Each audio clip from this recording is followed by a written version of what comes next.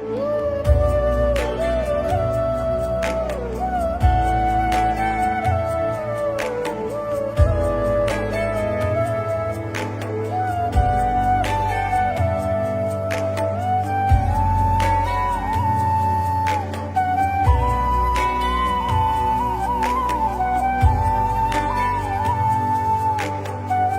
ब्रह्मा का पिता है, कौन विष्णु की मां, शंकर का दादा कौन है, हमको दे बता। ये जानने के लिए कृपया सुनिए। जगत गुरु तत्वदर्शी संत रामपाल जी महाराज के अमृत वचन सर्व पवित्र धर्मों के पवित्र शास्त्रों के आधार पर। सत साहिब दर्शकों, जब इंसान को दुख घेरने लगते हैं तब वो उन दुखों से निजात पाने के लिए हर संभव प्रयास करता है। विशेषकर एक परिवार में जब दुख एक माँ को घेरने लग जाए तो उस घर की बेटी इलाज की तलाश में सदा ही प्रयासरत रहती है। ऐसी ही माँ बेटी की दुखद स्थिति से आज हम आपको परिचित करवाने जा रहे हैं। ये हैं नरसिंहपुर मध्य प्रदेश की रहने वाली गरिमा नारोलिया जी। सन 2003 से ही इनकी माताजी का स्वास्थ्य खराब होने लगा। इलाके के सभी डॉक्टर्स को दिखाया परंतु इलाज नहीं हुआ। डॉक्टर से निराश होकर गरिमा जी की माताजी को कई सारे तांत्रिकों, संत महात्माओं के पास ले जाया गया परंतु लाभ के अपेक्षा और ज्यादा कष्टों ने घेर लिया। उनकी आंखों में मोतियाबिंद हो गया, आंखों की रोशनी जा चुकी थी जिस कारण वे कुछ भी काम नहीं कर पा रही थीं। गरिमा जी के परिवार ने पैसा तो मानो पानी की तरह बहाया परंतु कोई लाभ नहीं मिला। आपको बता दें, गरिमा जी को लाभ तब मिलना शुरू हुआ जब इन्हें मिली 2013 में समर्थ शक्ति संत रामपाल जी महाराज जी की शरण। इसके पश्चात ही इनका जीवन परिवर्तित हो गया। माता जी की बीमारी तो मानो छूमंतर हो गई। सुनिए गरिमा जी का साक्षात्कार, एक संत की दिव्य आध्यात्मिक शक्ति का चमत्कार। बहन जी नमस्कार। नमस्कार सर। क्या नाम है जी आपका? गरिमा नारोलिया। कहाँ से आए हैं आप? करेली, जिला नरसिंहपुर, मध्य प्रदेश से। संत रामपाल जी महाराज जी से नाम दीक्षा कब लिया आपने? मैंने 14 जुलाई 2013 में संत रामपाल जी महाराज जी से दीक्षा ली थी।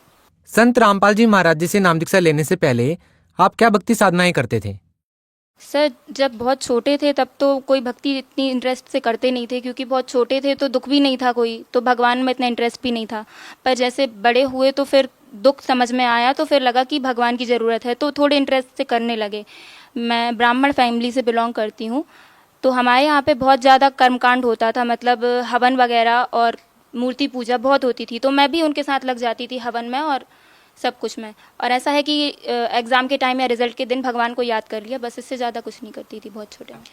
हाँ, फिर मम्मी पापा बहुत ज़्यादा पूजा करते थे, वो नर्मदा जी को भी बहुत मानते थे और नवरात्रि के व्रत भी रखते थे, सारे पूजा करते थे। हमारे घर में मतलब जो रूम था एक वो पूरा भगवान के लिए था, सारे प्रकार के भगवान वहाँ पे थे, उनका अभिषेक भी होता था और पूजन भी होती थी और हम लोगों को भी बोलते थे कि आप भी इनकी पूजा करो। बहन जी कहा जाता है कि मनुष्य जन्म में गुरु बनाना बहुत जरूरी होता है, हर मनुष्य को गुरु बनाना चाहिए। हमारा सवाल आपसे ये है कि हिंदुस्तान में बहुत सारे धर्मगुरु हैं, आपने संत रामपाल जी महाराज जी को ही अपना गुरु क्यों बनाया? संत रामपाल जी महाराज का मैंने जब मुझे मेरी मौसी ने बताया था इनके बारे में तो मैं इतना कुछ जानती नहीं थी। मैंने ज्ञान गंगा पुस्तक ली और क्योंकि उस टाइम पे मैं देवी देवताओं की पूजा करके बहुत परेशान हो गई थी। बहुत छोटे में नहीं करती थी मगर जब मम्मी की तबीयत खराब हुई थी तो मैंने भी उनके साथ देवी देवताओं को मानना शुरू कर दिया था। उनके लिए व्रत रखने लगी थी और रोज़ पूजा करके जाती थी। पापा मम्मी दोनों मतलब जहाँ पे जाते थे, हम लोग के यहाँ पे दुर्गा पाठ होता था, मम्मी की तबीयत के लिए कुछ भी होता था तो मैं पूरे सेवा भाव से इसीलिए करती थी कि शायद इससे कुछ लाभ हो जाएगा। पर जब शक्ति माता जो हम लोग की कुलदेवी हैं तो उनने भी बोल दिया था कि मैं इनकी रक्षा नहीं कर पाऊंगी, ये मेरे बस के बाहर हैं, तो मेरे मन से बिल्कुल भगवान हट ही गए थे कि मतलब हम तो इनके लिए दिवाली भी बनवाते हैं और नवरात्रि में इनकी पूजा भी करते हैं और अब जब यही हमारे लिए हाथ खड़े कर देंगे तो हम कहाँ जाएं। फिर मुझे लगा कि शायद गुरु होने ज़रूरी हैं। मैं बहुत छोटे में मेरे नाना जी हैं हंसा देश से जुड़े थे, उनसे भी बोलती थी कि मुझे गुरु बनवा दीजिए, पर वो उन्होंने बोला कि आप बहुत छोटी हो अभी। फिर मुझे रामपाल जी महाराज जी का सत्संग अच्छा लगा और मैंने सिर्फ एक तत्वदर्शी संत इस टाइटल के भरोसे में वहाँ चली गई थी क्योंकि मैंने कहीं ना कहीं सुना था कि जो तत्वदर्शी संत होते हैं गीता में तो वो सबसे बड़े संत होते हैं और मुझे इस टाइटल का कोई भी संत नहीं मिला था। मैं सिर्फ टाइटल के भरोसे गई थी और मुझे उनका ज्ञान थोड़ा बहुत अच्छा लगा था। तो मैंने मौसी से कहा कि नहीं मौसी, मैं भी जाऊंगी। तो इसीलिए मैंने उनसे दीक्षा ली थी। संत रामपाल जी महाराज जी से नाम दीक्षा लेने के बाद आपको क्या लाभ मिले? मुझे ऐसे तो बहुत सारे लाभ हुए हैं, पर मैं आपको कुछ मेन बताती हूँ। ये मम्मी जी हैं मेरी, और 2003 से मतलब जब हम लोग नए घर में शिफ्ट हुए तभी से इनकी बहुत ज़्यादा तबीयत धीरे धीरे ख़राब होना शुरू हुई। पहले तो हम लोगों ने इतना ज़्यादा डीप लिया नहीं, फिर लगा कि इसका इलाज कराना ज़रूरी है, तो हम लोग ने बहुत जगह इलाज भी कराया। कोई डॉक्टर ने कोई बीमारी नहीं बता पाए कोई एक प्रॉपर, सब एक्सपेरिमेंट ही करते रहे। कोई ने बोला कि इनके पैर की हड्डी बढ़ रही है तो वहाँ इंजेक्शन लगेंगे, फिर कोई डॉक्टर बोलता कि नहीं इनके जो बैकबोन है उसमें गैप है तो उसमें टीके लगेंगे। कोई कुछ बोलता, कोई कुछ बोलता। इलाज सब करने को तैयार होते थे पर बीमारी कोई नहीं बता पाता था कि इनको हुआ क्या है। तो इसके बाद हम लोग ने कम से कम 10 साल, फिर उनसे इलाज नहीं हुआ तो फिर हम लोगों ने झाड़ फूंक का सहारा लिया। जो चीज़ें नहीं भी करने को दिल करता था हम लोग वो भी करते थे इस आशा में कि शायद इससे ठीक हो जाएगा। बलि के लिए हम लोग का मन नहीं मानता था, पर जैसे कोई पंडित झाड़ने आता था वो बोलते थे कि जो देवी हैं या फिर जो भी इनके में प्रेत बाधा है तो वो मुर्गा उनको चढ़ा देंगे तो शायद इनको कुछ आराम लग जाए। हम लोग का मन नहीं भी मानता था कि मतलब पशु बलि हम क्यों दें किसी निर्जीव की, मगर ये सोचते थे कि शायद इससे ही आराम लग जाए। तो हम लोग उनको पैसे देते थे कि हम लोग नहीं चढ़ाएंगे, आप हमारी तरफ से आप चढ़ा दीजिएगा। हम लोग ने वो भी किया। उसके बाद हम लोगों के घर में दोष बता दिया कि आप लोगों ने जहाँ पे प्लाट लिया है वहाँ पे जिनका प्लाट था उनके कुल देवता हैं तो वो आपसे स्थान मांग रहे हैं तो आप इनको स्थान दो। कोई बोलता कि नीचे देवी की बहुत पुरानी मूर्ति गड़ी हुई है तो इसकी पूजा होगी। हमारे घर में इतने खीले ठोके उन्होंने, और आके और कोयले से हवन करते थे, पूरा घर काला हो जाता। बहुत बहुत झाड़ फूंक। यहाँ तक नहीं बोलते थे कि आपके पैतृक गाँव में, पैतृक जो आपका घर है वहाँ पे आपका दोष है, तो वो वहाँ पे भी गए, वहाँ पे भी झाड़ फूंक करके, और कोई नहीं बोलता था कि इनको कुछ नहीं है। हाँ, इनको प्रेत बाधा है, इनको बीजासेन देवी हैं, मतलब सब अपने तरीके से सब बताते थे इलाज, मगर उनका कोई प्रॉपर आराम नहीं लगता था। और फिर किसी ने बता दिया कि 5 बील के पत्ते, 5 गुलाब के पत्ते, 5 ये पत्ते वो पत्ते, इनका मिला के घोल पीना तो तुम्हारी तबीयत ठीक हो जाएगी। उससे इनको आराम तो लगा नहीं। इनकी आंखों में इतनी सारी दवाइयाँ खाने के बाद इन्फेक्शन और हो गया। धीरे धीरे इनकी आंखों की रोशनी कम होने लगी। तो इनको यही लगता था कि बच्चे छोटे हैं और गृहस्थी कच्ची है तो हम इलाज का इतना करा नहीं पाएंगे। इन्होंने पहले हम लोग को बताया नहीं कि मेरी आंखों में दिखने में प्रॉब्लम है, ये छुपाती रही। धीरे धीरे करके वो इतनी बढ़ गई, इनकी आंखें लाल हो जाती थी, तड़कती थी, दिन भर सोती रहती थी। कोई रिश्तेदार हम लोग का काम करने नहीं आता था। हम लोग बस मैं, मेरा भाई और पापा सब मिलके घर का काम करते थे। जिस हालत में हम लोग छोड़ के जाते थे मम्मी को, मम्मी शाम को उसी हालत में मिलती थी। खाना तीनों मिलके बनाते थे। इतना सब करने के बाद भी इनकी फिर आंखों में इतना इन्फेक्शन बढ़ गया कि जबलपुर में डॉक्टर स्थापक ने बोल दिया कि इनकी तो अश्रु नली है वो एक तरफ की तो पूरी सूख गई है। आपको दूसरी आंख बचाना हो तो इंडिया का सबसे बड़ा hospital eye care centre Sankara Nethralaya Chennai में है, वहाँ ले जाओ। आपकी बच जाए आंख तो एक बच सकती है, बाकी एक तो शायद ही बच पाए। तो हम लोग उस दिन तो रात में हम लोग ने किसी ने खाना नहीं खाया कि इतना सब करने के बाद हम लोग के साथ गलत पे गलत होता जा रहा है। वहाँ पे गए तो इनको साइन करा के किडनी सोलॉन, जो कि मतलब हड्डियों के लिए जहर बताया गया है, उसको साइन करा के देते हैं कि यदि आप इसके बाद बचते हैं तो बचते हैं, लास्ट स्टेज रहती है, इसके बाद कोई ट्रीटमेंट रहते ही नहीं है डॉक्टरों के पास। वो इनको दिया गया। इसके बाद उनकी आंखों में मोतियाबिंद हो गया, दोनों आंखों में। एक आंख में हुआ, फिर एक का ऑपरेशन कराया, फिर उसके बाद तो एक का ही करा पाए थे, फिर मैंने नाम ले लिया।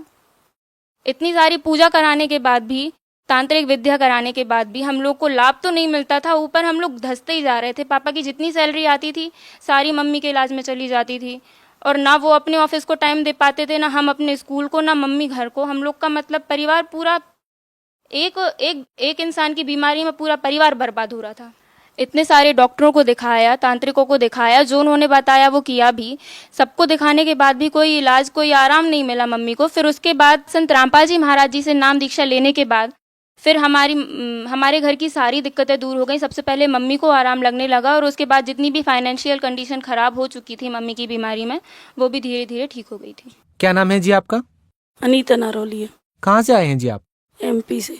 जैसा कि आपकी बेटी ने बताया कि आपको बहुत सारी प्रॉब्लम थी, आपने तांत्रिकों को भी दिखाया, डॉक्टरों को भी दिखाया, बहुत सारे संतों के पास भी आप गए, लेकिन कहीं पर भी आपको आराम नहीं मिला। उसके बाद जब आप संत रामपाल जी महाराज जी के पास जाते हैं तो आप ठीक हो जाते हैं।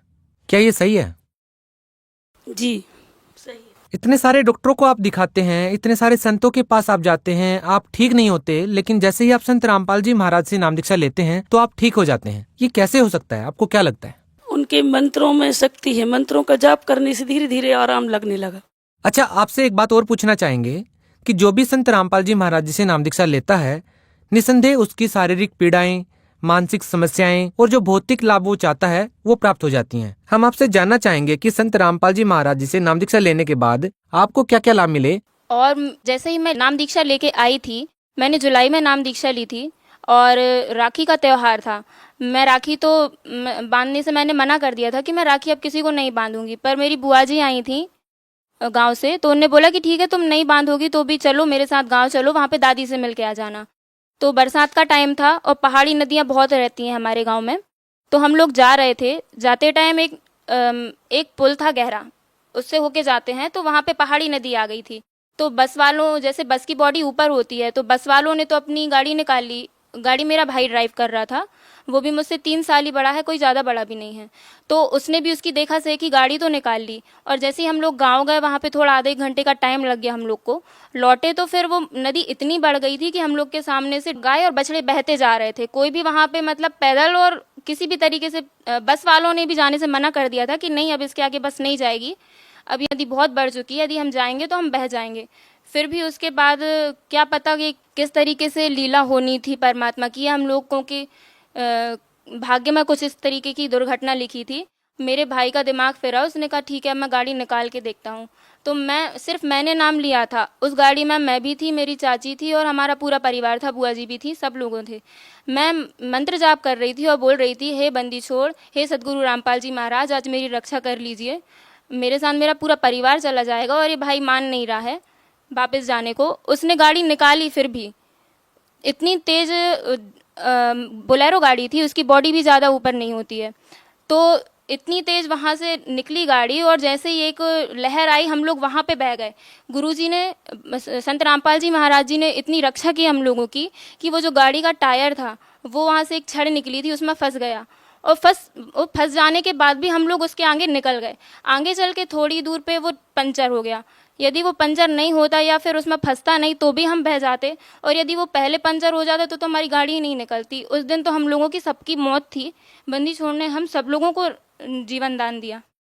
बहन जी, आज संत रामपाल जी महाराज जी इन बातों को लेकर के काफी सुर्खियों में रहते हैं कि जो भी उनसे नाम दीक्षा लेता है वो नशा छोड़ देता है। लाखों लोगों का नशा संत रामपाल जी महाराज जी ने छुड़वाया है। क्या आपका भी ऐसा कोई अनुभव है कि आपके परिवार में कोई नशा करता हो जिसने संत रामपाल जी महाराज जी से नाम दीक्षा लेकर नशा छोड़ दिया हो? हाँ जी, हम लोगों के यहाँ पे बिल्कुल, मेरे पापा भी नशा करते थे, मेरे दादाजी भी नशा करते थे।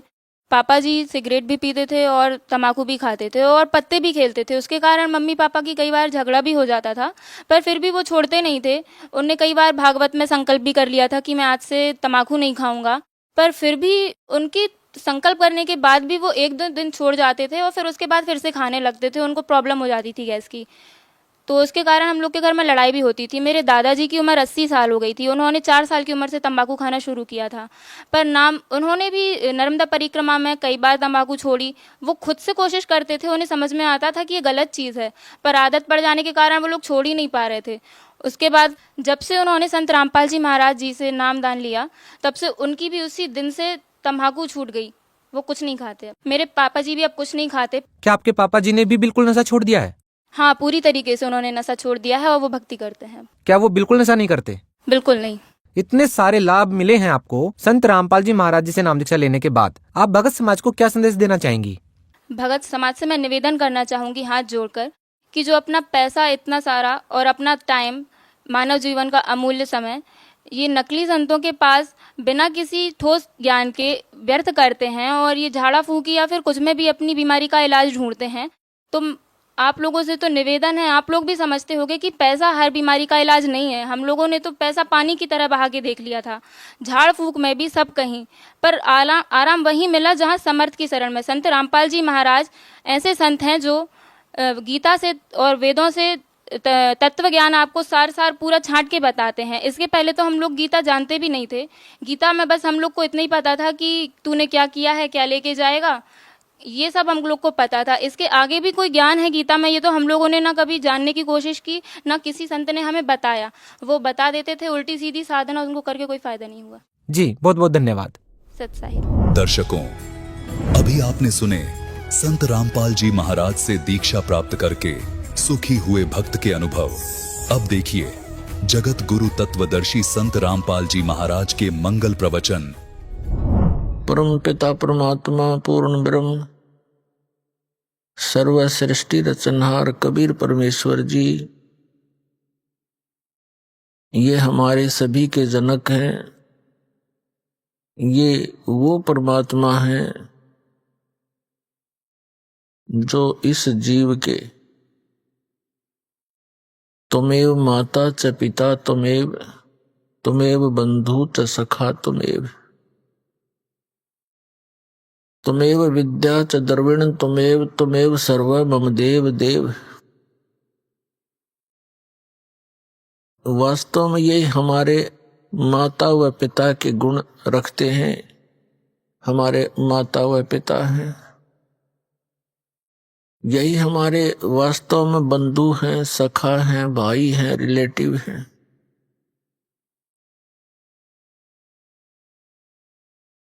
अध्यात्म ज्ञान के अभाव से हम अपने उस सर्वगुण संपन्न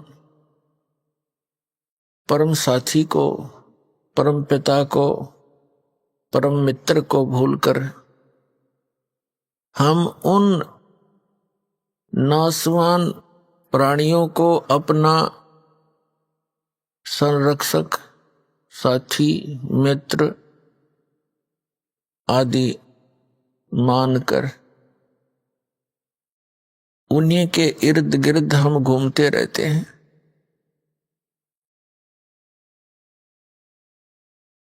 जिस कारण से हम परमात्मा से मिलने वाले सुख को, परमात्मा से मिलने वाले सहयोग को नहीं प्राप्त कर पाते।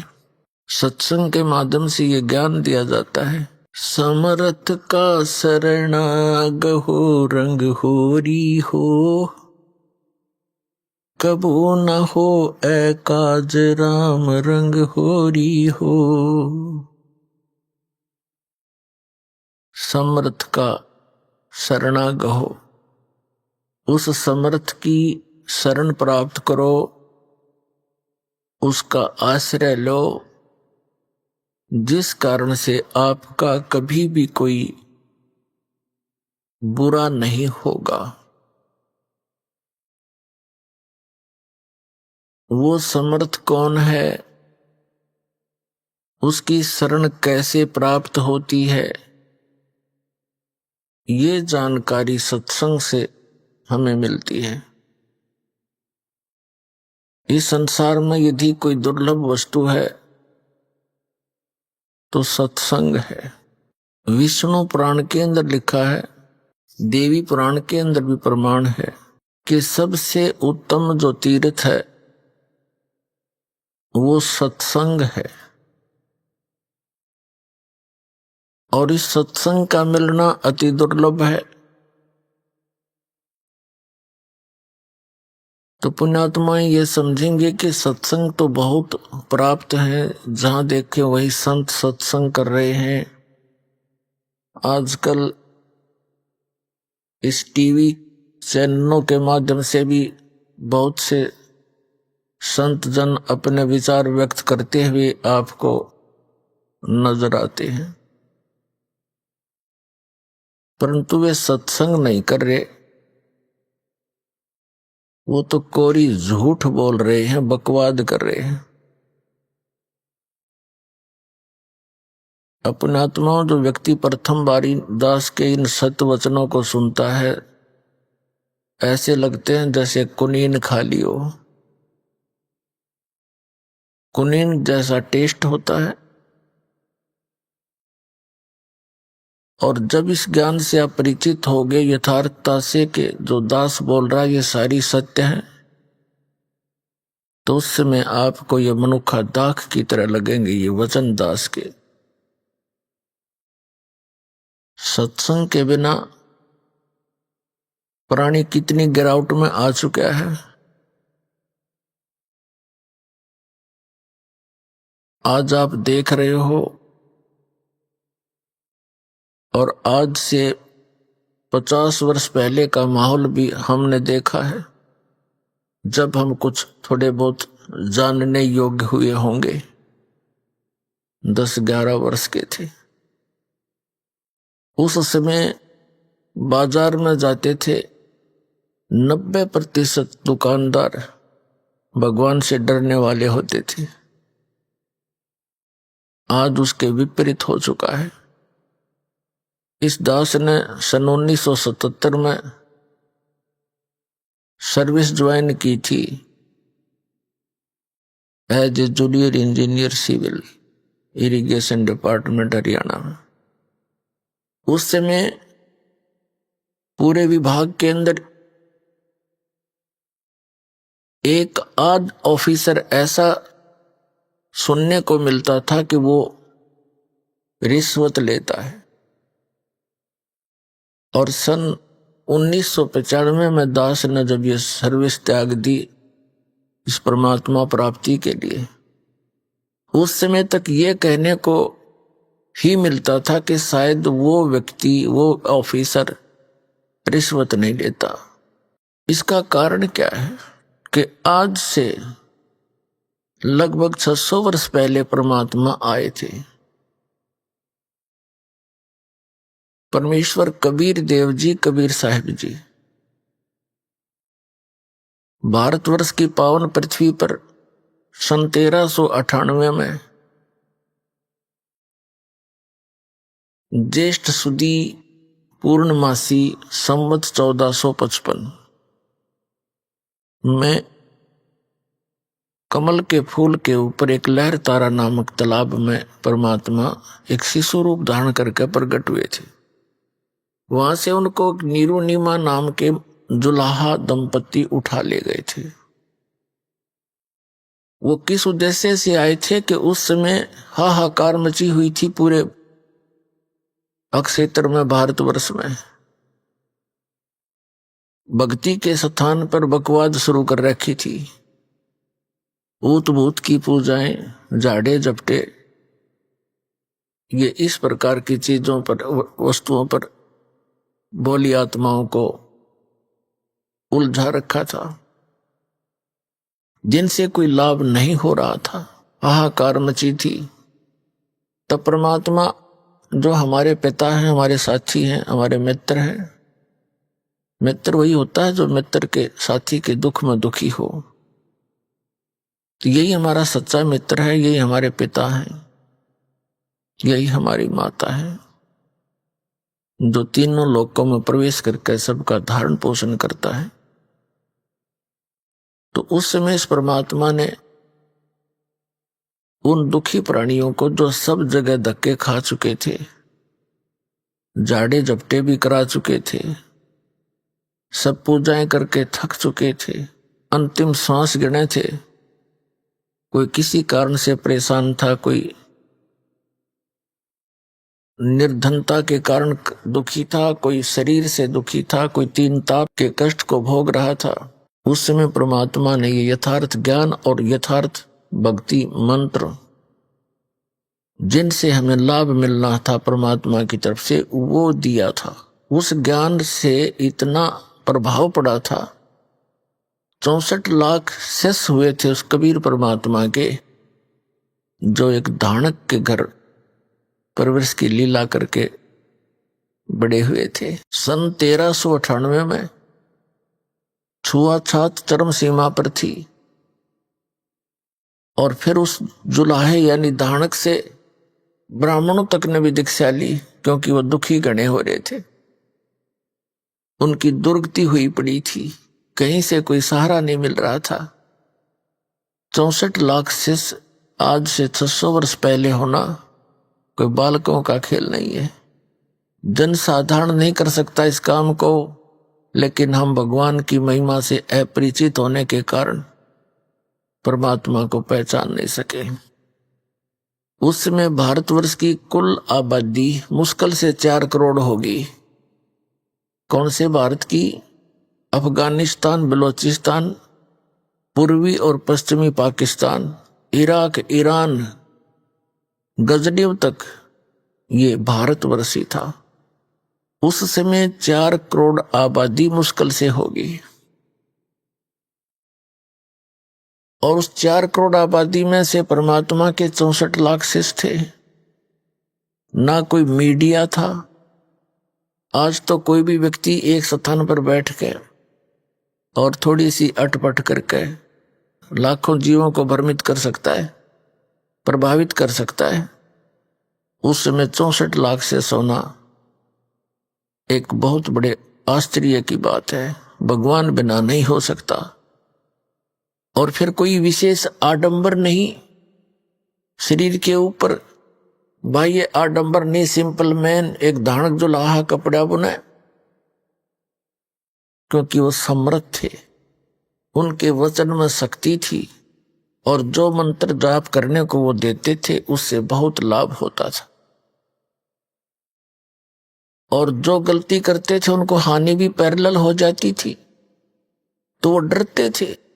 फिर वो परमात्मा पूछते थे कि तुमने कोई गलती की होगी इसलिए तुम्हें ये हानि हुई है, तो बता देते थे कहाँ जी हमसे गलती होगी, हमने ऐसी पूजा कर ली दोबारा। तो परमात्मा ने कहा नहीं, ये कबीर साहब ने बताया है कि 100 वर्ष तो सतगुरु पूजा, एक दिन आन उपासी, वो अपराधी आत्मा भाई पड़े काल की फांसी। 100 वर्ष तक गुरुदेव के द्वारा बताए गए सत्य साधना कर रहे हो और एक दिन भी आन उपासना कर ली, अन्य पूजाएं जो तुम पहले डले डोया करते, कहते हैं वो अपराधी आत्मा फिर पड़े काल की फांसी। तो पुण्यात्मा, इस परमात्मा के शब्द कोश में असंभव शब्द नहीं है। ये वो कबीर भगवान है, वो पूर्ण ब्रह्म है, परम अक्षर ब्रह्म है, सर्वशक्तिमान है। इसकी डिक्शनरी में इम्पॉसिबल वर्ड नहीं है। लेकिन हम इससे लाभ नहीं उठा पा रहे हैं। इसका मुख्य कारण यह है कि हम इस पर विश्वास नहीं कर पा रहे। और फिर विश्वास ना होने से हम मर्यादा ठीक नहीं रखते।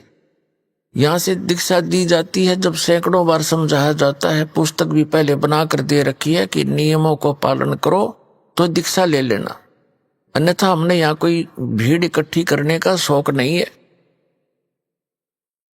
लेकिन सभी मर्यादाओं का पालन करते हुए इस मंत्र का जाप करो, चाहे विश्व आ जाओ पूरा, कोई दिक्कत नहीं। तो जब तक हम मर्यादा नहीं निभाएंगे तो परमात्मा साथ नहीं देगा आपकी। 100 वर्ष सतगुरु की पूजा, सतगुरु पूजा यानी गुरुदेव के सतगुरु के अनुसार बताई गई भक्ति मार्ग को करते रहो। और एक दिन आन उपासी, एक दिन भी आन उपासना कर ली, वो अपराधी आत्मा फिर पड़े काल की फांसी। कुछ एक ऐसे उदाहरण, वैसे तो बहुत सारे उदाहरण हैं, लेकिन एक आधा उदाहरण हमें याद है, बाकी तो लाखों की संख्या में ऐसे प्रमाण हैं जिनको परमात्मा ने सहारा दिया, नाम लिया, सुख हो गया। कुछ दिनों के बाद फिर लोक लाज मां के आन उपासना कर दी तो फिर दुख शुरू हो गया। उसका समाधान क्या है कि पुनरुपदेश ले, अपना नाम सुचारू करावे। कनेक्शन कटने के बाद पावर काम नहीं करती तो परमात्मा का नाम खंडित हो जाता है, आपका कनेक्शन कट जाता है किसी गलती से, नाम खंडित हो जाता है आपका। नाम खंडित होने के बाद फिर वो परमात्मा की पावर तो आप में रही नहीं, वो काम करेगी नहीं, तो आपका जो पावर से होने वाला, शक्ति से होने वाला कार्य नहीं हो पाएगा। और आपके अपने सतर का काम आप पहले करते करते थक चुके ही थे, तभी तो पावर की आवश्यकता पड़ी आपको। एक जींद के अंदर एक लाला जी है, अब भी है वो हमारा सेवक, अब भी आते हैं बच्चे, और उसकी पत्नी, उनके एक लड़की, 2 जुड़वा लड़के, लड़की बड़ी थी, लड़के छोटे थे, उस समय वो 7-8 वर्ष के हों थे। अब उसके घर में के कैर टूट गया, उसकी पत्नी को श्वास का रोग, लड़की को दौरे पड़े और दोनों लड़के वो अस्वस्थ रहे, ऐसी स्थिति थी। एक घर पे थे, एक हॉस्पिटल में रहता था, और वो जैसे भी अपनी परंपरागत साधनाएं अब करते हैं वो भी किया करते थे, और सब साधनाएं करके थक चुके थे। एक हमारा सेवक था, उससे उसका कोई संपर्क हुआ, कोई दुकान पर सामान लेने के लिए गया, बात चली तो उसने बताया कि हमारे घर पे बहुत कष्ट है। हमारे सेवक ने बताया कि आप हमारे गुरुदेव से उपदेश ले लो, आपको राहत मिलेगी। तो उस लाला जी सेठ ने कहा कि भाई मैं तो थक चुका हूं, मुझे तो आशा रही नहीं। तो भगत ने उसको बहुत से प्रमाण बताए कि उसको ऐसे लाभ हुआ, उसको ऐसे लाभ हुआ, ऐसा ठीक हुए। उसका दिल सा डटा, उन्होंने दीक्षा ले ली। दीक्षा ले ली पूरे परिवार ने, बच्चा ने भी ले ली, उसकी पत्नी ने भी, उसने भी ठीक हो गया। मालिक की दया होगी। 3 महीने तक उनको कोई किसी प्रकार का कोई संकट नहीं रहा। 3 महीने के बाद फिर ये गुग्गा की पूजा का दिन आ गया। नाम लेने से पहले सब मर्यादाएं बता दी जाती हैं कि ऐसे ऐसे मत करना। एक उसकी कोई सहेली थी, वो उसके घर पे आ गई उस दिन, और वो किसी दूसरे पंथ से दीक्षित थी, इन राधा स्वामी पंथ से। उसने आके कहा कि आज तो यह नवमी है गुग्गा वाली, तेने गुग्गा जी की पूजा नहीं करी आज। पहले वो सामूहिक करा करते थे। वो कहने लगी ना, हम ही पूजा नहीं कर सकते क्योंकि हमने गुरु बना लिया। तो उसकी सहेली कहने लगी कि हमने भी बना रखा गुरु तय, पर यह पूजा नहीं छोड़नी चाहिए, इससे हानि बहुत हो जाती है। उसने 2-3 उदाहरण दे दिए। उस हमारे एक रिश्तेदार ने ये पूजा छोड़ दी थी, उसकी भैंस मर गई, उसने ऐसे कर दिया था, उसको ये नुकसान हो गया है, वैसी डरा दी। अब उसने वो गुग्गा फिर पूज दी। अब उसने सोचा कि सचमुच गलती गड़बड़ हो जा, उसने गुग्गा की पूजा कर दी। गुग्गा की पूजा कर दी तो अगले दिन लड़की को दौरे शुरू हो गए। उसके दमा वाली शिकायत थी वजहों की, तो लड़के दोनों हॉस्पिटल में। अब वो लाला जी को पता चला, वो समस्या फिर ज्यों की तो हुई। तो उसने जिसने नाम दिलवाया था उससे कहा कि भाई ऐसे ऐसे हमारे तो फिर वही बात होगी। उस भक्त ने फिर हमसे संपर्क किया इस दास से। मैंने कहा भाई उन्हें कोई नाम खंड किया होगा। उस भक्त ने उस लाला जी से कहा, दुकान पर संपर्क किया कि भाई तुमने कोई नियम खंड किया है।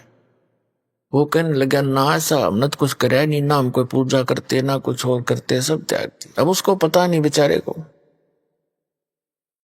वो भक्त कहने लगा नहीं, जो गुरुजी ने कहा वो सच्ची पाओगी। वैसे हो ही नहीं सकती ऐसी। अब पहले 3 महीने पहले भी तो भगवान वो ही था, तब कहाँ गई थी सारी बीमारी तुम्हारी ठीक हो गई थी। वो दोनों जने घर पर आ गए दिन में। अगले ही दिन, पहले दिन गुग्गा पूज रखी थी। उसने उनसे पूछा, बहन कमलेश था कि सच्ची बता तूने कोई गलती तो नहीं कर दी, कोई ऐसी पूजा पाठ तो नहीं कर दिया, या कोई और नियम भंग कराया हो जो बता रखा था? ने बोली ना भाई मैंने कुछ ना करा। ना न्यू क्यों कर थे, हम सारे नियम जान रहे, हमारे तो बहुत सुख हो गया था। वो बोला ना, मेरे तो ना जच्चा बात। वो कह रहा था मैं घूमता घूमता उनके पिछली साइड में चला गया। उन्हीं के आंगन में पीछे एक बरंडा था, आगे भी बरंडा था। पिछली साइड में बरंडे के में एक प्लेट सी रखी एक सटूल पे, और उसमें जंतर मंत्र से करे हुए धूप धाप सी रखी। वो कह रहा था कि मैंने उनसे पूछा ये क्या कर रखा है? वह बोली भाई तो उसने कहा तने ये गुग्गा पूजी होगी, कल तो थी वह 8 में।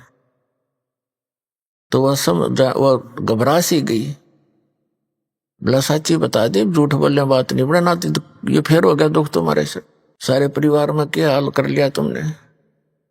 तो वो कहने लगी भाई मैंने गुग्गा की पूजा कर दी काले, और ऐसे ऐसे मेरी सहेली पुरानी थी, उसने आके बताया काम भी तक करे हैं और पूजा नहीं छोड़ा करते। तो भगत कहने लगा ये मुश्किल ते गुग्गा काटी थी गुरुजी ने, यह तने गुग्गा फिर बुला ली, अब पूज ले इस गुग्गा ने, तुम मरे बाढ़ में जा। फिर भगत कहने लगा अब क्या होगा। फिर मैंने उनसे कहा था कोई नियम खंड कर रखा है, उपदेश दोबारा ले। दोबारा उपदेश लिया उन्होंने। आज उन बातों ने 15 साल हो गए, उनका काटा भी नहीं लग गया। पुण्यात्माओं विश्वास करो इस परम पिता के ऊपर। अब भी आते हैं, वो आए भी होंगे आज। तो कहने का भाव ये है कि कबीर परमात्मा कहते हैं जब लग हंसा हमारी आना, और काल लगे नी तेरा बाणा। जब तक ये पुण्यात्मा मेरी मर्यादा में रहेगा, काल तेरा अटैक नहीं हो सकता उस घर पे। हम जानबूझ के श्लोक लाज में आके या अपनी अज्ञानता से घबरा के भगवान से दूर हो जाते हैं, फिर तो काल तैयार बैठा है। ये तो कष्ट ही दे सकता, सुख तो दे ही नहीं सकता। अब किक्कर के पेड़ पे, बबूल के पेड़ पे कोई आम खोजने लगे तो कितना मूर्ख होगा वो। आम तो आम पर ही मिलेंगे, आम के पेड़ पर ही मिलेगा आम का फल। तो कबीर परमात्मा आम का पेड़ है, ये काल भगवान बबूल का पेड़ है, इसमें कांटों के अतिरिक्त कुछ नहीं मिला। तो कहने का भाव ये पुण्यात्माओं 100 वर्ष सतगुरु की पूजा, एक दिन आन उपासी, और वो अपराधी आत्मा फिर पड़े काल की फांसी। तो ये दृढ़ता के साथ इस नियमों का पालन करते हुए इस परमात्मा की शरण में रहो। समर्थ का शरणागहो रंग होरी हो, कदे न हो ए काज राम रंग होरी हो। एक किसान भगत था, वो बता रहा था जी एक दिन मैं अपनी बहन के चला गया, उसके जमीन अधिक थी, वर्षा होगी, हमारे यहाँ वर्षा हुई नहीं। तो उसका संदेशा आ गया कि भाई जमीन जो है काफी, अब वर्षा के कारण सारी ही जमीन को की गुड़ाई करनी पड़ेगी हल से। मैं दोनों बैल अपने लेकर हल लेकर के वहां बहन के वहां चला गया। मेरा बहनोई था, वो दूसरे खेत में काम कर रहा था, उसके अपने बैलों से मेरे को दूसरे खेत में जाना था, मैं वहां चला गया। वहां दोपहर के समय एक छोटा सा तालाब होता, जोड़ी बोलना खेतों में होती है, छोटा सा तालाब, उसके आसपास झाड़ जंखाड़ से होते हैं, वृक्ष होते हैं। वहां बैल बांध के विश्राम कर रहा था दोपहर में। तो मैं थोड़ा सा देखा, अंदर ने एक मंडी सी बनी हुई थी, ऐसे छोटी सी मंडी, किसी पीर की थी, वह को बन गया होगा। ये क्या होता है, ये भक्त जो होते हैं, गुरु होते हैं, ये पिछले पुण्यकर्मी प्राणी होते हैं। पिछली बैटरी चार्ज होती है इनकी, और आगे सत भक्ति ना मिलने से आगे चार्जर होता नहीं, तो ये मर जाते। मृत्यु के बाद भी इनमें कुछ भक्ति की शक्ति शेष रह जाती है, और वो प्रेत बनकर भटकते रहते हैं। फिर वो मंडी बनवाते हैं, उसमें विश्राम करते हैं इतने को 4 ईंटों के अंदर। तो उस पीर की कोई किसी ने जैसे बोल देते हैं, एक गुड़ 5 किलो गुड़ चढ़ा रखा था, जिसने बेली कहते हैं यहाँ पर, बेली। वो 5 सेर गुड़ का वो दान करते हैं। तो मैंने देखा गुड़ बड़ा सुंदर बढ़िया, मैंने वो उठा के कुछ तो आप खाया और कुछ बैलों को खिला दिया, खेतों में चारा चराते इसमें फोड़ फोड़ के उनका घेर दिया। तो शाम ने मैं घर आ गया। रात को मैं सोया तो मुझे एक 5 फुट का 4-4.5 फुट का व्यक्ति दिखा, दाढ़ी सी बड़ी हुई, साधु संत जैसा, और लाल आंख कर रखी उसने, भयंकर सा चेहरा बना रहा। अनु बोला मेरा गुड़ तूने उठा लिया? तो सपना ही होता है। मैं कहने लगा बाबा जी तेरा गुड़ ना था, मैं तो मंडी पर तलाया था ठाके। बोला वो मंडी मेरी ही है, मैं पीर हूं, फलाना हूं। और नो बोला तू तगड़े की शरण में है, ना तन्ना मारूं और तेरे बैलान मारता। वो बोला भाई सपना टूट गया, डर सा तो गया। बोला मैं एक बार अग्यू के बोला आगी भाई, एक दिमाग खोली तो कुछ भी को ना। तो सुबह मैंने अपनी बहन और बहनोई से बताया, तो वो दोनों शक पके ही रह गए कि तू जीवे कैसे है। वहां तक कितनी जबरदस्त बला रहती है, उसका किसी ने भी कोई वस्तु ऐसे कर दी गड़बड़, वो जीवित नहीं छोड़ा करता, तो बच कैसे गया। तब मेरा भी जच्ची तो सचमुच ये बात बिगड़ा हो, जब मालिक की शरण ना होती तब उसने बताया हमारा कुछ ना बिगाड़ सकते ये पेलूरे, हम परमात्मा की शरण में हैं। तो वो मेरे मुंह का नहीं देखे, सारी कथा सुनकर वो डर गए, फिर और गणे। तो परमात्मा कहते समर्थ का शरणा गहो रंग होरी हो, और कदे ना हो अकाज राम रंग होरी हो। कबीर परमेश्वर के पास ये सभी देवी देवता, ये पीर वगैरह जाकर ये भूत खड़े हो गए और कहने लगे भगवान जो आपको पूजते हैं वो हमारी पूजा नहीं करते, अब हमने ठोर बताओ हम कहाँ जाएं। परमात्मा कहने लगे कि जो हम मेरी पूजा नहीं करते वो तुम्हारे लिए हैं, उनको लूटो खाओ। देवी देव ठाडे भये हमको ठोर बताओ, जो हमको पूजे नहीं उनको लूटो खाओ। कबीर साहब कहते हैं जो मेरी पूजा नहीं करते वो तुम्हारे लिए हैं, और वो क्या किसके लिए है, लेकिन जो मेरी शरण में आ गए हैं उनके निकट मत आ जाना। धर्मराय दरबार में देगी कबीर तलाक, मेरे भूले चुके हंस को तू पकड़िए मत कजाक। होय होय होय पुण्यात्मा, होय होय कितनी भूल लगी थी हमारे को। हम लाल को छोड़कर कौड़ियों को इकट्ठा करके धनी बनना चाहते थे। इतने समर्थ परमात्मा कबीर साहब, वो जुलाहा दानक जो काशी में आए थे, जिनको एक कवि कहकर हमने उनके इतिहास को बंद कर रखा था।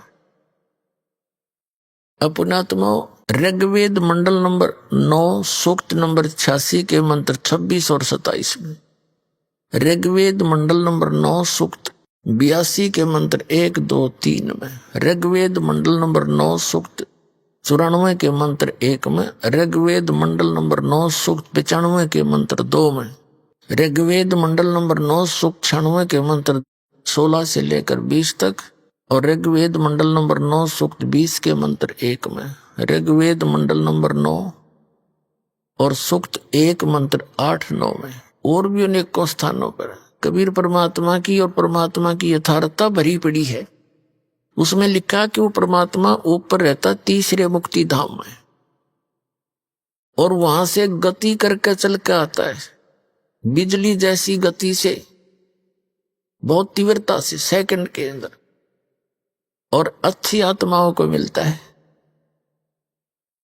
और उनको यथार्थ ज्ञान से परिचित कराता है।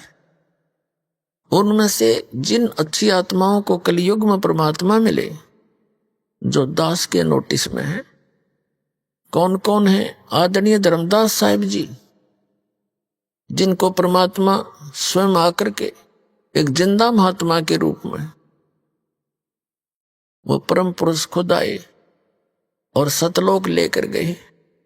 3 दिन और 3 रात तक धर्मदास जी भी अचेत पड़े रहे, घर वाले ने सब जंतर मंत्र करा लिए, सब औषधि करवा ली, कोई फर्क नहीं हुआ। तीसरे दिन सब ब्रह्मांड दिखाकर अपने सतीथि से परिचित कराकर वापस छोड़ दिया।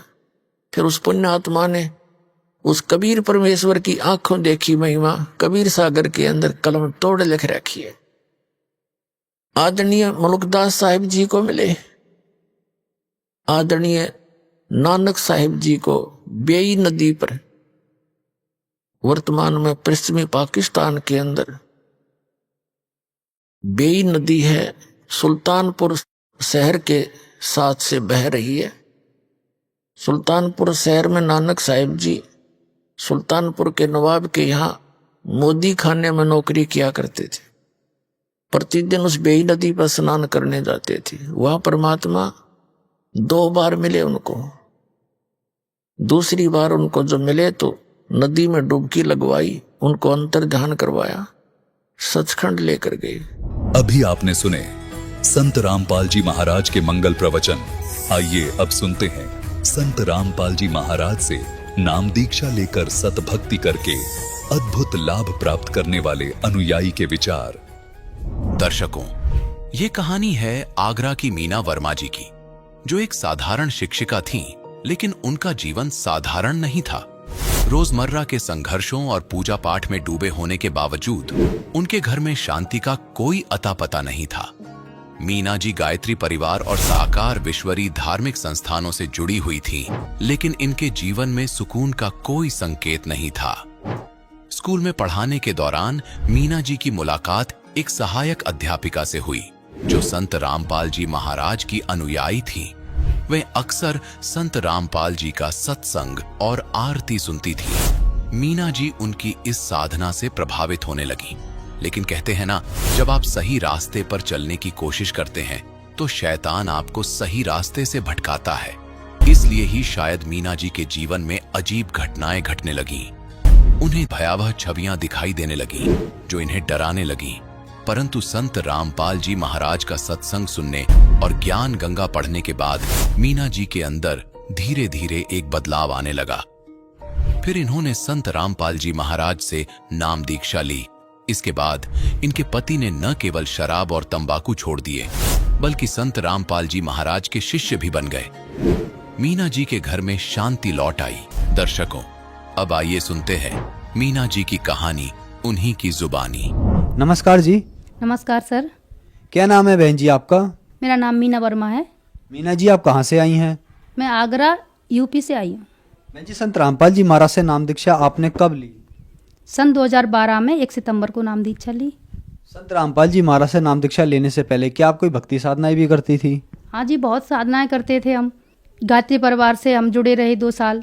इसके बाद साकर विश्वरी, जो अब वर्तमान में नारायण हरि नाम से जाने जाते हैं, वहाँ भी हम रहे 1.5 साल। और इससे जो जगत में चली आ रही हैं पूजाएं, वो भी किया करते थे। व्रत रहना, पूजाएं करना, मणि मसानी पूजना, ये सब करते थे। बहन जी, जब आप इतनी साधनाएं कर ही रही थी तो फिर संत रामपाल जी महाराज की शरण में कैसे आई? संत रामपाल जी महाराज की दया कृपा हम पर ऐसी हुई। मैं स्कूल में पढ़ाती हूँ, शिक्षा मित्र पद पर हूँ। मेरे साथ सहायक अध्यापक संत रामपाल जी महाराज की शिष्या, वो मेरे साथ पढ़ाती थी।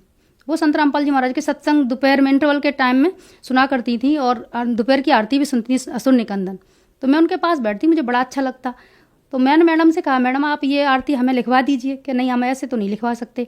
तो मैं जिस दिन मैं नहीं सुनती हूँ, आप नहीं आते, तो मुझे घर पे बहुत सारी प्रेत आत्माएं दिखती हैं। और ये गणेश जी, पार्वती, शंकर जी, दुर्गे माँ, ये सभी मेरे पीछे पीछे भागते हैं, फरसा लेकर के, तलवार लेकर के। और मैं भागती हूँ, बहुत तेज़ दौड़ती हूँ, कभी पहाड़ों पर, कभी पानी में भागती हुई जाती हूँ।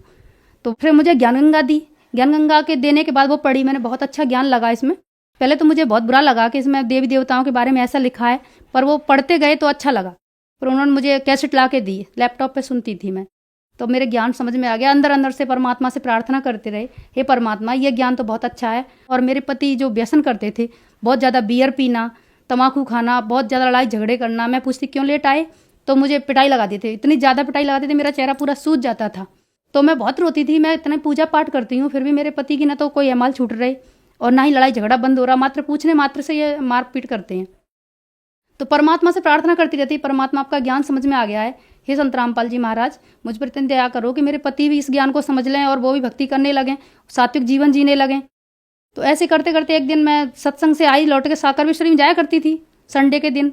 तो जब घर पे आई तो रास्ते में साकरवेश्वरी से प्रार्थना कर रही थी, उनका फ़ोन आ गया, उन्होंने सुबह ही पी लिया ऐसा लग रहा है, तो वो पिटाई ना करें। उन्होंने आते ही मुझ में एक थप्पड़ दे दिया। फिर मैंने कहा, हे संत रामपाल जी महाराज, मेरी रक्षा तो की नहीं साकरवेश्वरी ने, मुझे बस प्रमाण दे दीजिए आप पूर्ण परमात्मा हो। मैंने मात्र पुकारा ही था और इनका हाथ ऐसे रुक गया और मुझे में थप्पड़ नहीं दिया। मुझे विश्वास उसी समय हो गया कि संत रामपाल जी महाराज पूर्ण परमात्मा हैं और ये पूरी शक्ति हैं। फिर ये गाली गलौज कर रहे थे, हे परमात्मा दया करो, इनका मुंह बंद हो जाए, ये ऐसे गंदे शब्द ना बोलें। परमात्मा ने उनका मुंह भी बंद कर दिया और ये घर से कहीं चले गए। भरोसा हो गया था पूरा, परमात्मा ये अब कुछ गलत शब्द नहीं बोलेंगे और ना ही अब कुछ गलत करेंगे। कह के गए थे मैं अब आऊँगा नहीं लौट के, पर मुझे भरोसा था संत रामपाल जी महाराज पर कि ये लौट कर आएंगे। तो मैं ऐसे रो रही थी, हे परमात्मा संत रामपाल जी महाराज, अब कैसे आऊँ आपके यहाँ? आपकी कैसेट सुनती हूँ तो ये लैपटॉप बंद कर देते हैं, कहते हैं यहाँ पर नहीं बजाओगी, और आपका नाम लेती हूँ तो कहते हैं कि वहाँ नहीं जाओगी। अब मैं आपके यहाँ कैसे आऊँ? तो ऐसे ही मैं रो रही थी तो परमात्मा सामने मेरे घर में ही मैं लेटी थी, वो एक विंडो है खुली हुई है, वहाँ पे गुरुजी मुझे दिखाई दिए, धोती कुर्ता पहने हुए और गले में सापा डाले। तो मैंने, गुरुजी आप मेरे घर पर? परमात्मा को देख के मैं बैठ गई और ऐसे हाथ जोड़ लिए, हाँ बेटा मैं तेरे पास आया हूँ। तो मैं रोने लगी बड़ी तेज तेज, हे परमात्मा अब मैं आपके यहाँ कैसे आऊँ? मेरे पति तो मना करते हैं कि बेटा ये रामशरण बहुत अच्छा है, तो मैं मेरे यहाँ पे लेकर आएगा, ये भक्ति कर तुझे करवाएगा, खुद भी करेगा। तो मुझे विश्वास हो गया। फिर परमात्मा ने उतर के आए सीढ़ियों से और मुझे अपने सीने से लगा लिया, मैं पूरा परमात्मा में समा गई थी।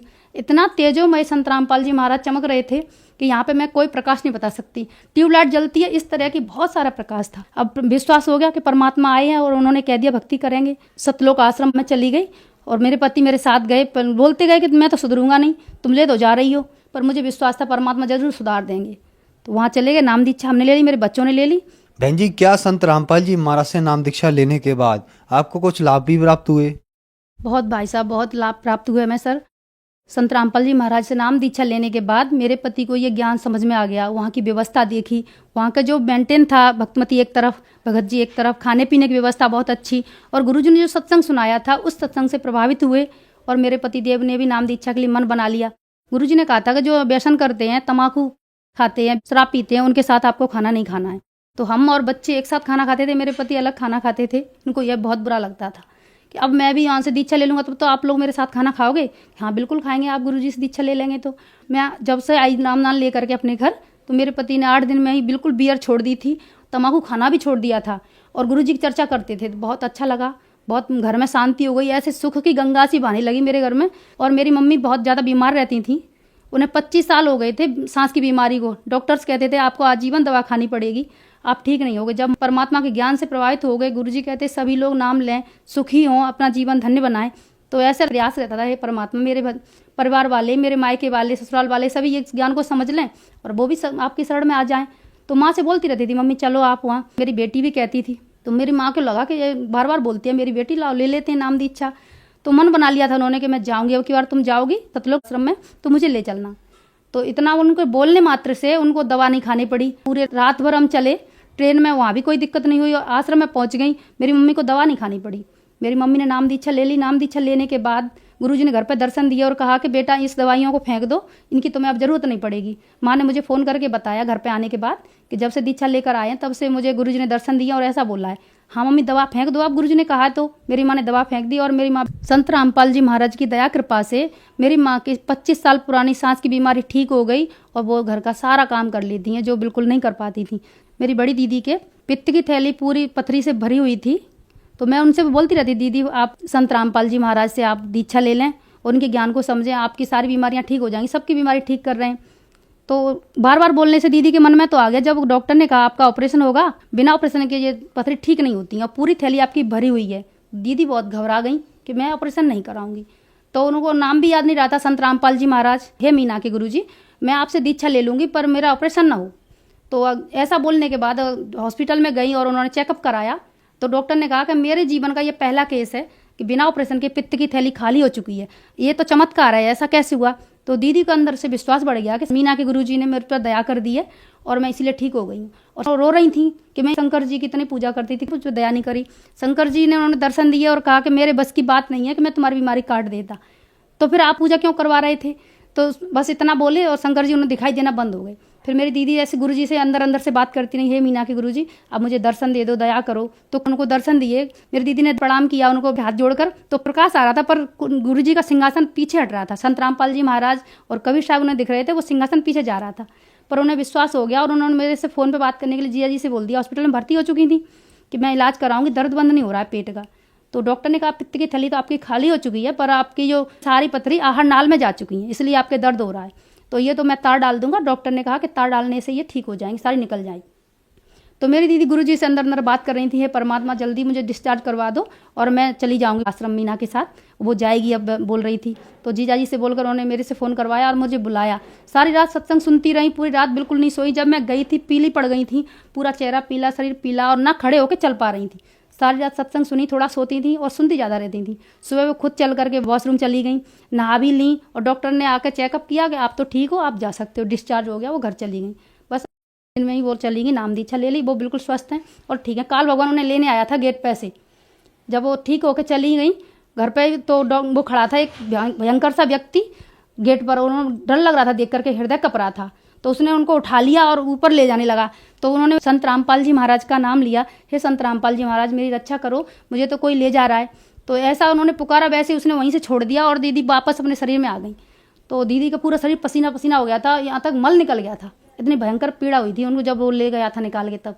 पर दीदी को खूब विश्वास हो गया और वो चली गई, संत रामपाल जी महाराज से नाम दीक्षा ले ली। आज दृढ़ता से भक्ति कर रही हैं, पूरा परिवार भक्ति कर रहा है। जीजा जी का एक्सीडेंट हो गया, परमात्मा ने बचा लिया। बेटा का एक्सीडेंट हो गया, उसको भी बचा लिया। और बेटा बाद एक पार्क में लेटा था, पीछे सांप उनके पैर पे बैठा रहा। उस बेटा ने समझा कि मेरा दोस्त अपना हाथ रखे है। तो जब उसने फुसफुस की आवाज़ करी है तब उसने देखा पीछे क्या है, तो देखा तो सांप, डर के मारे पैर हटाया तो सांप भाग गया पर काटा नहीं। ऐसे आए दिन परमात्मा चमत्कार करते रहते हैं, दया करते रहते हैं। मेरा एक्सीडेंट हो गया था बहुत भयंकर, मैं टर्न ले रही थी, अब तो एक व्यक्ति ने नया सीखा हुआ था, उसने तेज़ गाड़ी मेरे में ठोक दी, मेरी गाड़ी टूट गई आगे से। बिल्कुल देखकर कोई नहीं कहेगा कि मैं कैसे बची, पर मैं हवा में तैरती हुई और थोड़ी दूर जा कर के नीचे गिरी। मेरी बस कमर में थोड़ा चोट लगी थी और ये कोहनी छिल गई थी, इतना ही 2-4 रुपए की दवा लेके मैं ठीक हो गई, बस पट्टी करा ली थी।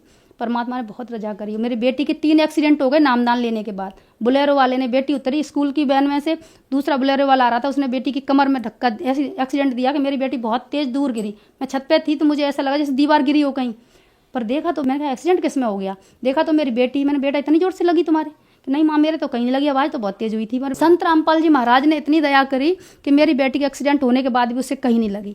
और उसके बाद अभी 6-7 महीने हुए हैं कि मेरी ननद गाड़ी चला रही थी प्लेटिना, तो वो भी ले जाती हैं मेरी बेटी को अपने साथ। तो दूसरा व्यक्ति ने भी ठोक दिया उनको रॉन्ग साइड में, तो मेरी बेटी और वो दोनों गिर गई। तो मेरी ननद की ये टूट गई थी हड्डी यहाँ की, और मेरी बेटी बस बीच रोड पे गिरी और तुरंत खड़ी हो गई। उसने अपनी बुआ को खड़ा किया और जिन लोगों ने 2 लड़कों ने ठोका था उनको खड़ा किया। 2 बुरी तरह घायल हो चुके थे। पूरे गांव वालों ने, अड़ोसी पड़ोसियों ने देखा और कहा संत रामपाल जी महाराज की शिष्य है, इसलिए खुशी के कहीं नहीं लगी। और उसकी बुआ के तो बहुत लग गई और तुरंत हॉस्पिटल ले गए। मेरी बेटी के कहीं कोई ढका अभी तक नहीं हुआ था, मालिक ने दया कर दी, वो ठीक हो गई बिल्कुल। मेरे बेटे ने गाड़ी चलाने लगा छोटी उम्र में ही, 12 साल का था, तो उसके दोस्त ने गाड़ी मांग ली। वो इतनी तेज़ गाड़ी चला रहा था, कवर नहीं कर पाया, तो मैक्स वाले ने ठोक दी। तो 200 मीटर तक मेरा बेटा और वो लड़का साथ वाला खचरता हुआ चला गया, गाड़ी भी घिस गई और उस लड़के का पूरा चेहरा ये छिल गया। पर मेरे बेटे के मात्र अंगूठे में लगी थी, पैर के अंगूठे में, जो खुद ही गाड़ी चला के लाया घर पे और मुझे उसने बताया। उसका दोस्त 1-1.5 महीने बाद ठीक हुआ था। संत रामपाल जी महाराज ने हम पर इतनी दया कृपा की है। संत रामपाल जी महाराज की दया कृपा से हम 7 बहनों में से 6 बहनों ने नाम दीक्षा ले ली है और हम 6 बहनें सुखी जीवन जी रहे हैं। मेरे माँ बाप को बेटियों के ससुराल की ओर से कोई दिक्कत नहीं है, हम लोगों के जीवन से वो भी सुखी हैं बहुत। बहन जी, संत रामपाल जी महाराज से नाम दीक्षा लेने के बाद आपको अद्भुत लाभ मिले, तो जो श्रद्धालु आज आपको देख रहे हैं आप उन्हें क्या कहना चाहेंगी? सर जी, मैं तो उनसे सबसे यही कहना चाहूँगी, आप पढ़े लिखे हो, आप भगवान को पाने के लिए इतने परेशान होते हो, जगह जगह जाते हो, आप संत रामपाल जी महाराज के सत्संग को सुने, उनके वचनों को सुने, यूट्यूब पर सुने, टीवी चैनलों पे, कई चैनलों पे आते हैं, उनको सुने, उनसे नाम दीक्षा लें और अपना कल्याण करवाएं और सतलोक जाने का रास्ता क्लियर कर रहे हैं संत रामपाल जी महाराज। बहन जी, संत रामपाल जी महाराज से नाम दीक्षा कैसे ले सकते हैं? संत रामपाल जी महाराज से नाम दीक्षा लेने के लिए बहुत ही आसान तरीका परमात्मा ने दे दिया है। संत रामपाल जी महाराज ने, संत रामपाल जी महाराज के सत्संग कई चैनलों पे आते हैं, उनके नीचे पट्टी चलती है, उस पट्टी पर बहुत सारे नंबर चलते रहते हैं। कोई भी नंबर आप नोट करें और उन पर डायल कीजिए, फ़ोन कीजिए, वो आपको नज़दीकी नामदान केंद्र का पता बता देंगे। वहाँ पर जाकर आप संत रामपाल जी महाराज से नाम दीक्षा प्राप्त कर सकते हैं। धन्यवाद जी। सत साहिब।